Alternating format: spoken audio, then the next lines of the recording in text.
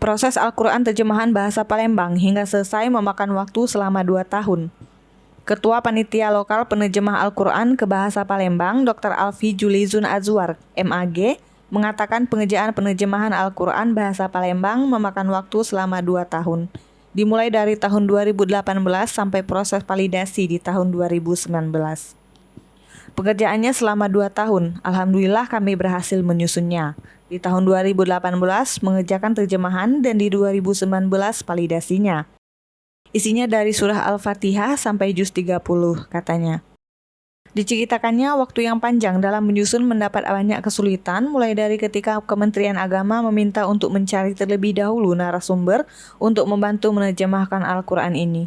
Dan ini tidak gampang karena tidak hanya menggunakan bahasa Palembang dengan baik saja, tapi tim yang dibentuk juga harus pakar bahasa Arab, Al-Quran, sosiolog, antropolog, serta lainnya.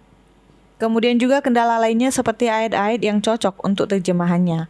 Ada juga perbedaan dialog, misal di daerah Ilir menggunakan kata dengan, yang digunakan itu dengan. Karena ternyata yang paling banyak kata dengan. Kemudian kata yang, ternyata yen. Maka kami telusuri kata-kata tersebut, jadi berpikir keras tidak hanya kata diksi yang tepat bahasa Palembangnya saja. Tentunya pilihan bahasa yang diterjemahkan yaitu bahasa Palembang asli atau disebut dengan bebaso, katanya.